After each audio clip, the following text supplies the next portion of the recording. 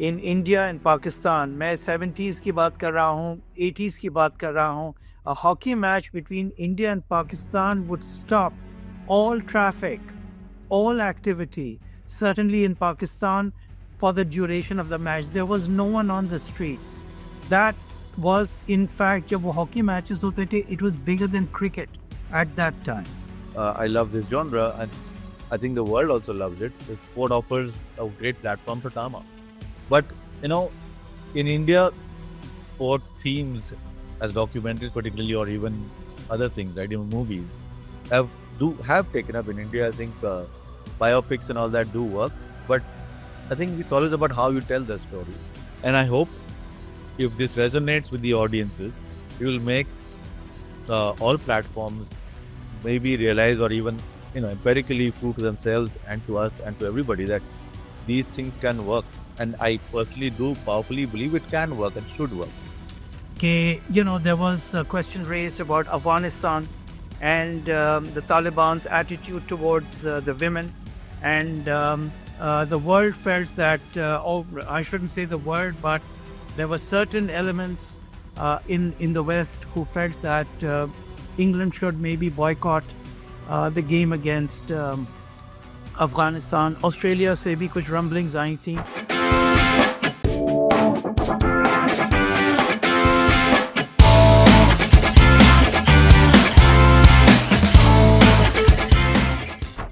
So eventually people will get around to watching it. But I just want to find out from you, Netflix must be following the reaction, especially in India and Pakistan on this. I mean, I watched it in one sitting last Saturday, the day it was released. And I'm sure others have done the same. तो जो initial reaction आया है social media पे, या can you tell us both जो positive आया है as well as negative? Yeah, so I think the initial reactions have been largely very positive, thankfully, and I think people have liked the emotional connect and the way it's been sort of narrated and the balance in it. It's the number one show in India from day 2 onwards, I think, till now, and on Netflix. And I think it is the same in Pakistan as well as Middle East. I think it's in the top 10 charts in a few other countries. I think in Canada and I think New Zealand, I think Chandradev, right? So I think there is a good uptake. The positives have been great. I mean, the comments that we're getting on social media through friends has very largely been positive. I think there is on the flip side, there's one category of people I think that have been partly disappointed, is that people who want to see the width of the rivalry conveyed, right? This is a narrow focus on a slice of the rivalry. So people who, I mean, obviously a lot of people know a lot about the past and the history, and a lot of our heroes are from different genres and eras, right? And we obviously have not had a chance to touch upon all of those factors. Some people I think are a bit disappointed on that front, but we were expecting that it would happen. People who want a full width of, we need to know about 70s, 60s, 80s, current, all of them in much detail, has not been addressed. So we chose this path. I mean, our logic was, we'll go with this particular spine, and everything that connects with this particular spine we will talk about. So I'll give an example of, an insight into the narrative structure and the creatives, is that it's very important to potentially talk about the six in Sharjah, right? It has played a humongous role in the rivalry between the two countries. But so we brought it in the context of that six that was required of the last ball at the end of the first ODI in Karachi, I think, right? So that is a reasonable time to do a throwback on what another six had done multiple years back, and then bring it back to the current narrative of saying, okay, let's move forward to the series now. So that puts the context of a last ball six and what a last ball six had done 25 years back, and so on and so forth. We wanted to bring in Gavaskar, wanted to bring in Imran and Kapil Dev, but we touched upon them in the context of how they've been heroes in the past that have led to all these younger heroes taking up the game, which is where people like Shoaib and Sehwag comes in. So we needed to sort of tell the backstory pretty quickly, put the context, and then come to the present of our narrative, and then move it forward from there. So I mean, Sehwag did turn his And finger realizing Sachin, right? So that has to be there. And so in our context, Sachin is the hero that way. He's the one who changed the way Indian cricket is played. That is what Ashwin said in the interview, and that we all know it. I mean, he did change. I mean, like Chandesh was saying, if Pataudi changed the mindset in the 60s, Sachin changed the mindset in the 90s. And we were all sort of that age and junior cricketers, and we saw physically what he's done to cricket. We all know it. I mean, it's not something that people don't know. So, but that was the context in our series. Uh, reverse swing we spoke about Wasim and Waqar being the two great exponents. Um, and we were very happy to have Waqar, in our show because I think he is probably the biggest exponent of reverse swing, and it is a phenomenal sort of bowling tool that Pakistan had discovered. And I thought the story was very interesting that came from Kiran More.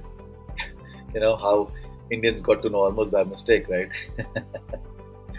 and I actually enjoyed that very much. yeah, that was so cool. I think that was another thing came out. I mean, we knew peripherally, but Kiran narrating it to us that way, and how the India got to know that, and then the world got to know slowly, right? And today every team uses that, and that's how it goes. And ये जो rivalry की बात है, I remember जब hockey used to be the sport in India and Pakistan, मैं 70s की बात कर रहा हूँ, 80s की बात कर रहा हूँ, a hockey match between India and Pakistan would stop all traffic, all activity, certainly in Pakistan, for the duration of the match. There was no one on the streets. That was, in fact, जब वो hockey matches होते थे, it was bigger than cricket at that time, So, and ये जो आप कहते हैं ना, cricket has the power to bring people together. Chandresh is probably aware. I'm not sure if you're aware. You probably are. But जब India, Pakistan, Bangladesh and Sri Lanka ने joint bid की थी for the 2011 World Cup, at that time, initially the World Cup was given to the consortium of 4. They published a book for the ICC to accept their bid. Okay? It was a very simple publication which was signed by the 4 prime ministers of each country. When was the last time that the 4 prime ministers of India, Pakistan, Sri Lanka and Bangladesh have signed one document for one project? And that book is right here. I was in the ICC at that time. It's called Cricket First, and it has got, if I can just show it something, the Prime Minister of India ka letter, Manmohan Singh. I think that's Sri Lanka. The letter from the Prime Minister of Bangladesh, Mahinda Rajapakse. The Prime Minister of Pakistan, Bangladesh, Khaleda Zia, and General Pervez Musharraf. When did cricket has caused this? And इसपे मैं आपको बताऊं, this is all they submitted, and they got the World Cup because of this. And I will show you one picture at the end. It's very nicely done, and obviously it was done together. It's this picture. It's fantastic. Yeah. So cricket really has the power to bring people together. And as your documentary takes traction, I think it is going to be a wonderful thing. So, I would just add to what you're saying. I mean, cricket sport has been used as a nation building tool by many countries in the past. That Europe has done it, America has done it. It's a device. It's not an experiment, but it's a theme that brings people together. brings people on the same ground, club versus club, country versus country. So it's not something unique to cricket. It's unique to sport, I think. And cricket, of course, is at the topmost in our passion play, right? In India and Pakistan and the subcontinent. And like you said, the story was the same for hockey in the past, right? But that's a very important element we had to straddle in our series as well, as to how do you project ourselves. Right? Cricket can make bridges and connect people, but I guess the important point also is lives do matter. They come above everything else, right? And this whole, which is what we said in the documentary also, this whole piece of cross-border terrorism and things like that need to sort of end. And that element, yeah, we know politics and cricket don't or should not come together, but unfortunately or fortunately they do. And before anything else, essentially, I mean, I am of the opinion that of course cricket, we're a not case cricket fan country, right? All our cricketers would love the cricket, and so do fans from all around the world. But really, the lives of people, the priority towards that is the most important. That has to be addressed. And in that sense, I think we all ought to toe the government lines and make sure that none of this is happening anymore. I think there is no other issue that is there between the two countries by and large. And I think cricket can really sort of go a long way. I mean, which is what we try to show. I mean, the number of people who went across the border, the number of the camaraderie that is there, the hospitality, the similarity of culture. It's all a foregone conclusion. And if we can, which is the beauty, right? If we can get past the other differences, there is so much to be gained from this relationship overall, and so much can be done with it. But So, Chandradev, uh, can I ask you one thing? And you've touched upon a very important point: cricket and politics and sport. आपने जो ये 3 साल इस documentary पे काम किया है, obviously, even Ramiz Raja said in that documentary that the politics is obviously impacting the game. Abhi recently, I mean, there have been many instances. South Africa is a prime example.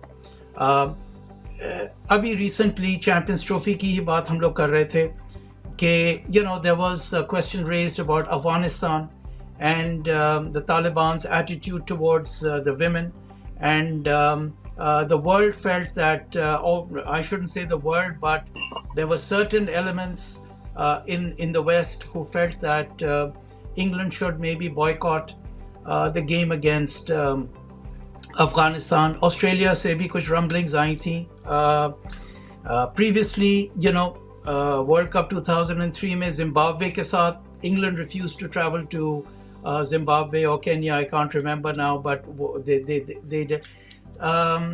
So, I mean, should politics really punish the cricketers, the sportsmen, the fans because of something that is outside of their control? look, I mean, I am not an expert in history. I'm a creator and a sort of a filmmaker. But to me, you know, they do sort of go hand in hand. It's a social engagement, right? So is sports, so is interpersonal engagements, so is politics, so is people, cross-border talks.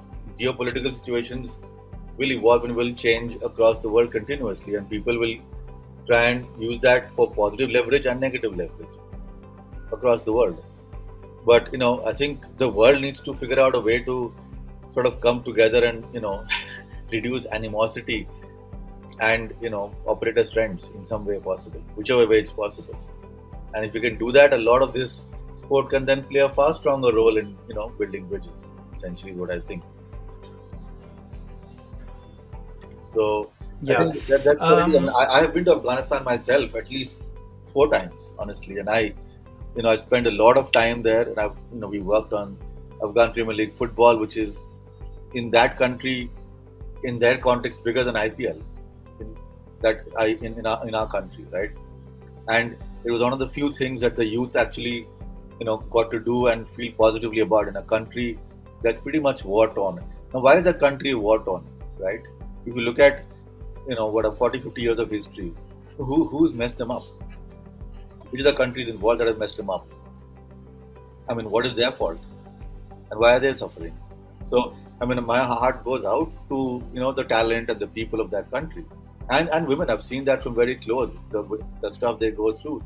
But I mean, as a lot of my Afghani friends say that they've played a very heavy price piece, and in that sense, who knows what is the right thing?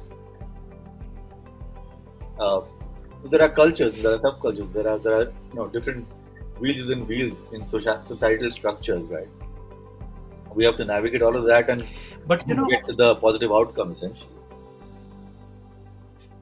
uh, uh, and don't you think, Chandradev, that let us say the power of for example, cricket being a bridge of peace, cricket trying to bring people together, sports in general, because if there's one thing that people feel passionate about, it's their sport, it's their club, it's their national team. Sometimes those emotions can be extremely, extremely powerful, you know. Um, uh, and because we are all in a sport that we love, don't you think that cricket, because it has the power for the two countries, whichever two they are, to come together and say that we are not going to let people derail our mission? Our mission is to bridge the peace. So we are going to play cricket, we are going to play hockey, we are going to trade, we are going to use sport, and the small minority that want to derail us, we are not going to let them stop us. By stopping it, we are actually in a way conceding to that small minority, as you yourself said in your documentary, that there are people who may want that divide. So why are we, by denying this sport, accepting what they are saying and in a way aiding them in their efforts, rather than saying, no, we are going to play, we are going to ignore you, you cannot stop us? See, I mean, like you know, uh, I think the fundamental thing is sport can be a bridge, but it's interconnected, right? Life is interconnected with other things. Unfortunately or fortunately, nothing exists in a silo, right? So there are emotions that are, I mean, again, we have used that, and that's a question, right? I mean, there is a Bal Thackeray quote in our documentary, right, which is there right at the beginning. It's like, वो सात लोग फिर से मारे गए, killing उनके साथ हम जाकर. So it's a real question to answer, right? In a certain way, I love the game, I love the people, but that is also a reality. What's happening, to people's lives. So, so essentially, the handshake is not conditional, right? It's unconditional, or the relationship is sort of universal. तो उसको तो ध्यान में रखना पड़ेगा ना, I think at some level, and that's important. Of course, we want to do trade, and we should. The world should do trade, but everybody is playing potentially a leverage game or whatever, right? What is America doing right now with the rest of the world? What is Pakistan doing? What's India doing? What's Afghanistan doing? What's Russia doing? What's China doing? I mean, we all know what's going on in geopolitics. And so, should trade be separate from politics? Should sport be separate? Yes, it ought to be, I think. But the point is, they are connected, unfortunately or fortunately. They are connected emotions that roll from one to the other. And therefore, it has to be addressed as a holistic piece, unfortunately. I mean, and rightfully, why unfortunately? So coming to part two. So assuming that I think I personally believe that this is going to be a tremendous success. I think it already is, certainly in India and Pakistan, and you saying probably in the Middle East. Um, uh, this will have definitely given you experience, a lot of feedback, and prepare you really for a part two. I think you should really push for this in time, of course. Sure, of course, we'd love to, and I mean, we already started making our efforts and thinking in that direction, and that is the idea. So, I think the one important thing here I feel is that the idea of sports documentaries or sports content at the highest level on these premium platforms, I think need to be there, right? Because sports offers probably the most dramatic, expression of people's passions, right? And as they say, I mean, in drama there are various tropes, right? There is suspense, there is thriller, there is murder mystery, whatever else. In this, all those excitements come through without any of those pieces at some level, right? I mean, the lives of a sports person, the engagement between two countries or two clubs, or the stories that evolve between them have tremendous drama. And since I love this genre, and I think the world also loves it. The sport offers a great platform for drama. But you know, in India, sports themes as documentaries, particularly, or even other things, right? Even movies have taken up in India. I think biopics and all that do work, but I think it's always about how you tell the story. And I hope if this resonates with the audiences, it will make all platforms maybe realize, or even empirically prove to themselves and to us and to everybody, that these things can work. And I personally do powerfully believe it can work and should work. If this game engages such a large populace in both parts of the world and around the world, then why shouldn't it work if told correctly? So I think if it works, it opens up the genre for not only us, for a whole bunch of people to actually experience the joy of various elements of sport, right? I mean, I think, for example, in the Olympics, right? The camaraderie between Neeraj and the Pakistani javelin thrower. What's his name? Wahid. No, what's his name? Chandradev? Arshad. Arshad. Yes, that's right. Arshad. He's phenomenal, right? The two sort of they won gold and silver. Neeraj lost for the first time to Arshad. He's an absolute, I think, hero in Pakistan, having done something completely impossible. Probably got the first individual gold for Pakistan, and their camaraderie and all that is fantastic. I mean, that's such a great story. There are so many other stories of this nature from various parts of the world that ought to be told. I mean, I personally love the Olympics, the refugee team where people actually participate, people who don't have a domicile home and still have the talent and the desire and the ability to take part in these things. And that's a fantastic move, I think, made by the Olympic Committee to actually allow these people to participate. And there are documentaries and movies that have been made around these already, but they ought to be made, right? I mean, it's the human endeavor to move forward and to express themselves in amazing and impossible ways, which I think comes through in sport, which I think needs to be captured in some forms and ways. So I'm excited about that. If it does well, it opens up the entire landscape of sports content and documentaries. So that would be exciting for, I think, everybody. And Chandradev, what were some things that you wish you could have put in there, but for one reason or another, you couldn't put in there? Either it couldn't be arranged or logistical problems, but what were the things that you could not include but you wish had been there? So one direct thing we wish we could have included is some of these great moments that happened in India, uh, where Pakistan team got a standing ovation. Kumble took 10 wickets and all those pieces that from '99. We unfortunately could not come to a conclusion with BCCI in terms of them providing us the footage, and for they have all the right reasons for it. Um, so I wish people could have seen that. We had to finish up with showing stills from that era, which does the job, but it is not nearly as powerful as seeing the videos from that time. And there was some, I mean, I was working on those tours as well, and I remember what a goosebump moment that was when the entire Chennai, crowd stood up and they went for a round of, a victory lap, Pakistan, and that's happening in Chennai. That really is a great natural statement of sport, as I think Harsha mentioned in the commentary. Then also, this is as powerful a comment of sport uniting people that you can see.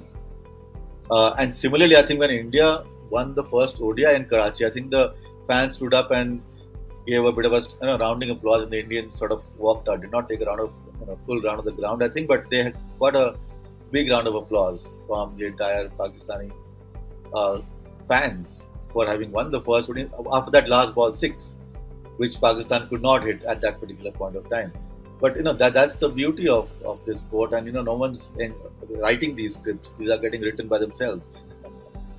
So that is one, I think, miss. I feel I wish people could have seen those audio visuals. And the other, bunch of things. I think um, during the course of this interview, with Gavaskar, we had spoken a lot, and I think his friendship with Imran and their camaraderie came through very strongly. Unfortunately, we could not speak to Imran. We were pretty close to, and we were speaking with through Ramiz to try and get an interview with him. But I think the political situation took a different turn, and he got caught up with a lot of other problems. But I think Gavaskar's and Imran's relationship, I think, is fantastic. What they've done to each other and for each other, and I think Chandresh mentioned to me that, and Gavaskar himself mentioned it him too, is that he delayed his retirement from cricket because Imran said, "Hey, let's play one more series together and then you retire." And Gavaskar did that. I mean, how often do people do that? I think they. I think Gavaskar was the only Indian to be at Imran's swearing-in ceremony, something like that, right, Chandresh? No. He didn't go. Sidhu went for it, Okay. but Gavaskar was there. I think for bunch of charity that Imran Yeah, had. Gavaskar played this When, event, right, for Imran's yeah, mom's yeah. Number for his hospital, right? and also it was Imran who advised Gavaskar to start wearing protective gear for his head, Right, because he said you're getting older, right. your reaction time to the ball will get slower, so start wearing a headgear to start protecting yourself. That's where Gavaskar brought in that skull cap, because he didn't want to wear the helmet. Yeah, That's how the skull cap came into focus. So yeah, these are some of the things that have happened, and these two guys, like, in a way, were the face of taking on the, because then the enemy was the imperialistic West, yeah. and the third element in that was Viv Richards. So these three were like this Absolutely, yeah. faces of That way, taking on this the. fire in Babylon is such a great example of how sport can bring a whole bunch of islands together, right? I mean, West Indies only for cricket, for nothing else. Yeah, yeah, And they came together with a massive motivation to prove to the Brits that they can play cricket as well, and better than them. And yeah, in some ways, it's the same that has happened to cricket in India also. I mean, we were the guys who were trying to, you know, be close to the Brits and play cricket, and so essentially the imperial masters owned the game, and the Indians were just sort of slaves trying to run it or learn it. Sorry, and in 100 years' time, look which country dominates the sport, in a sense, and so it is a big turnaround, right? Over, let's say, 80, 100 years, and that's a fascinating, I think, a fascinating story to tell. But I mean, there are many instances, right? And India-Australia rivalry is in a great place as well in terms of cricket. Although there is more history in India-England, but yeah, there is many pieces to explore, I think, and that's what I think opens up if something like this works for the platforms, and their recovery of investment is worth it, and then the number of people watching it is commensurate to what they expect. So let's hope it does the job, and we can have more conversations like this in some time again. Just to build on that, आप अलग अलग platforms के लिए, अलग sports के लिए भी आप कंटेंट क्रिएट करते हैं ना? Yeah. What are the some of the other projects जिस पे आप काम करते हैं, मतलब as in like other platforms that No, you so work on, other we are sports talking that to a you. whole lot of them. In the past, we worked closely with the Olympic Channel. It's one of my favorite things to do, where we can tell Indian stories to the world. We have done something called the Academy um, with the Olympic Channel. That's on. Sorry, give me a second. That's with Gopi Chand, the Indian badminton coach and mentor to many, who have I think, who has been instrumental in molding Olympic champions for India, right? And he has an academy which I sort of closely associate with, and I think it's a beautiful, amazing setup he's got, where he's dedicating pretty much all his time to building the next gen champions. And many sports people do that. I think running their academies is one of their favorite activities after they retire. But I think Gopi has done a phenomenal job of mentoring the next generation of the last 15 years almost, right? And so on and so forth. There are people who are doing fantastic work. I mean, Viru runs a Sehwag runs a school, residential school in Najafgarh. That was his, I think, passion project. That's I think his father wanted that to happen. I think, and he pulled along and did that. Well, I'm sure people like that do great stuff in Pakistan. I mean, cricket can bring a lot of people together and keep them in the right track potentially, right? The youngsters to expend their energy with sport as opposed to other, negative activities, and that's an important role. I think for sport across time, whenever, in whichever country. And Chandradev, do you think that making movies about sport that's inspiring, like for example, in the case of India, Chak De India or Yeah. Dangal, or maybe a future movie about Gukesh Damaraju, the new world chess champion at the age of 18? I mean, do you think that these kind of movies, not documentaries but actual movies, do you think that they actually inspire people to take up the sport and excel? I think 100%. I mean, let's put it this way: movies is probably the most popular mass medium in the world, right? And if they operate, so say for example, Oppenheimer, right? How many more people know about the details of the atom bomb now than they knew before? So Correct. that is what it has done to the story of atom bomb, right? So and so on and so forth. I mean, one of my favorite movies in sport is I, Tonya. Tonya Mm. Harding's movie, where that was nominated for the Oscars, I think, and it's a brilliant depiction of that person's lives, and obviously went to controversy. She's banned for life, and all that is there. Um, but I think, so therefore, sport movies will happen and will continue to happen. I think it will continue to inspire people. It's one of the most popular medium of engagement for entertainment for the entire world. So the more meaningful and positive stuff we put out there and entertain people and engage them and inspire them, the better it is. And things like this will happen. So, do you think that the Ministry of Sport should have a budget for, I'm serious, Yeah. to make inspiring movies and documentaries that actually inspire people to take up a sport? I mean, I'm sure it could happen that way, but I think the market dynamics tends to move them in the directions that kind of work, and it's up to us for creators to kind of find and tell stories that are more inspiring than not, and it'll naturally gravitate towards that. Um, yeah, and more allocations could be made. It's a fair point from you. I mean, the ministry itself could probably have certain allocations towards this particular medium where it incubates and generates stories and develops them to a stage where they can become movies or something significant and impactful. But yeah, that's possible and probably should be done. Why not? Do you see a future where where there is a change in the formats for sports content? मतलब जो अब जो हो रहा है या तो film बन रहा है या डॉक्यूमेंट्री या समथिंग रिलेटेड, ऐसा कुछ है फॉर्मेट आपके मन में जो आएगा फ्यूचर में ओटीटी पे स्पोर्ट्स कंटेंट के लिए? Live sport will always work, right? And I think the streamers are gravitating towards that. I mean, live events engages people in a certain way that it's like news and sport, right? The concurrency of that is very important, and the result and the outcome of what's going on then has more excitement than like 5 hours later, right?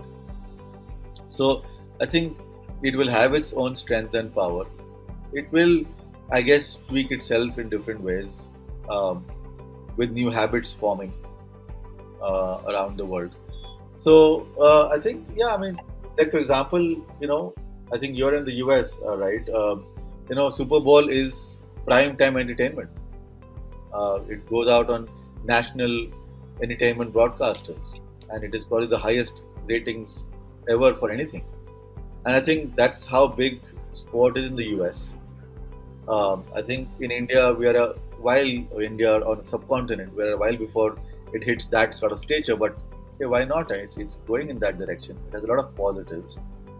As the commercial, surroundings of that become more and more powerful, which it is. Today, cricket is so big in India, particularly, and Pakistan, I'm sure, is that so much commerce gets driven around it, right? I mean, 50% of the marketing budgets of top brands go towards IPL, I think, and that's big. And around the world, players are getting paid a lot as they should. It's still not in the level of American sport or British sport, but hey, it's growing. The rate of growth in India is way bigger, higher than how it is in the rest of the world, and deservingly so. I mean, you know, I know once somebody told me that it's like putting your passion behind sport and trying to be the top of the pile and every or be the best in the world. It's like making a bad investment. If you look at it as a success rate percentage, how many in a certain number actually make it to the top? So you are putting in all your time, all Yep. your effort for 20 years to not know, to be that 0.02 percentage of people who will actually make it. So as which is why I guess parents of our generation pushed us in directions where the law of averages, the percentage of success is higher. पढ़ाई कर लो यार, थोड़ी सी नौकरी मिल जाएगी.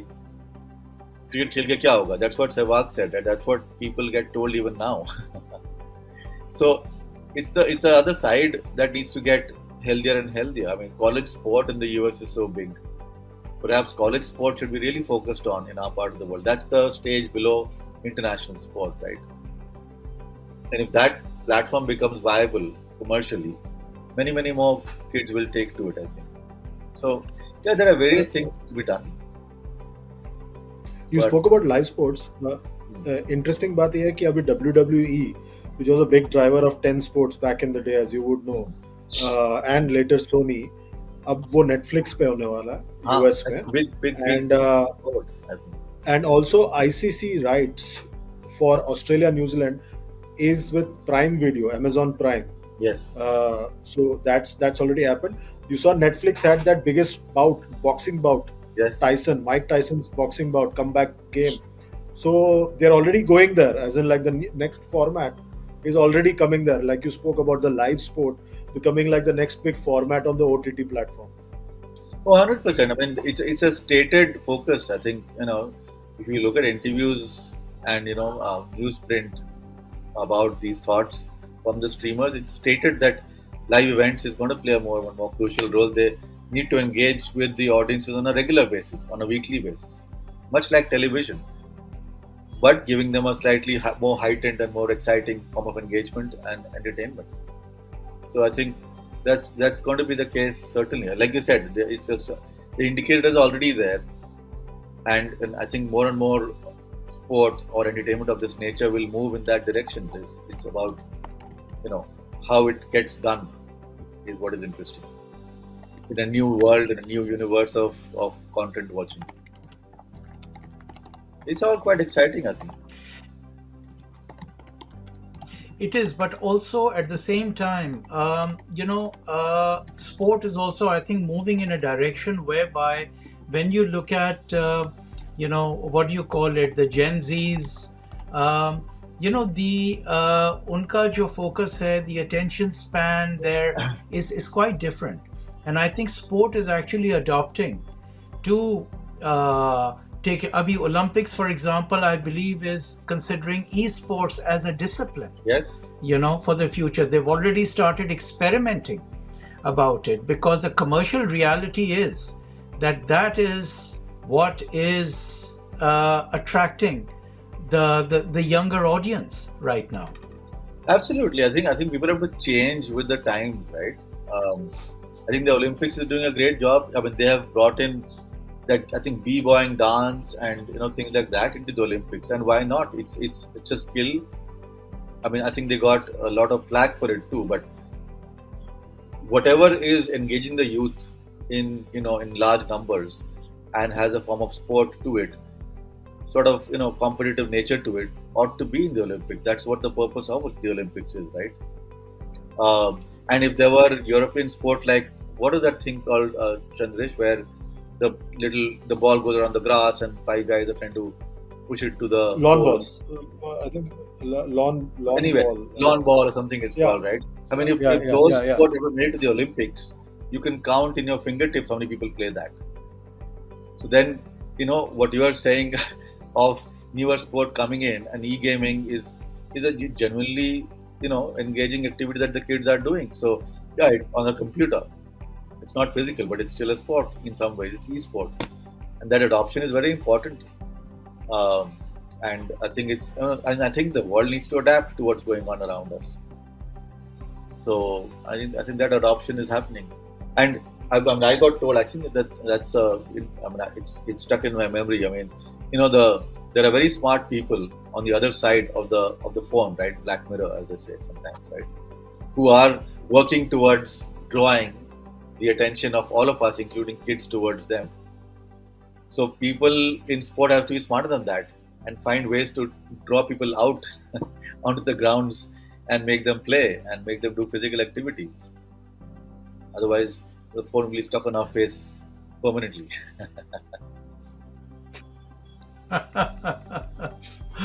That's quite right.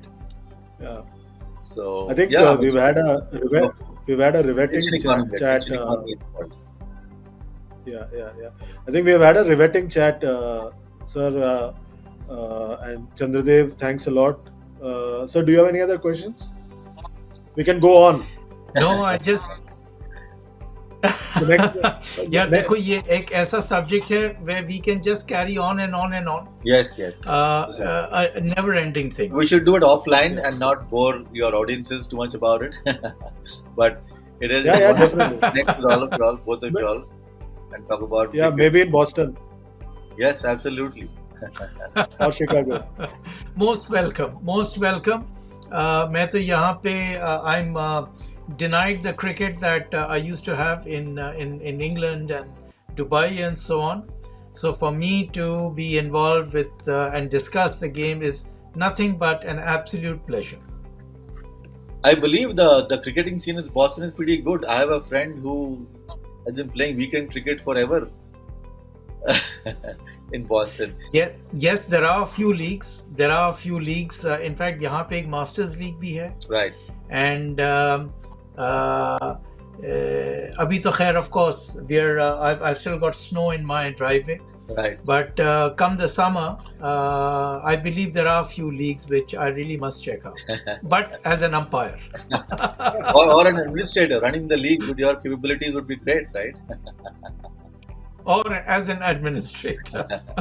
We'd be more than happy to have your services in making the league expand and grow like you've done so successfully in the past. So, no, fantastic. Good to speak to you.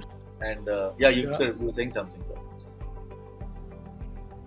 No, I think thanks a lot for joining us, Chandradev. You're our first ever guest on this podcast. Thank you so much. I appreciate it. It's an honor. Yeah, the timing was perfect, right after Valentine's Day. So we gave you time to celebrate Valentine. Thank you and so then much come for on our your podcast. Bye-bye. See you all.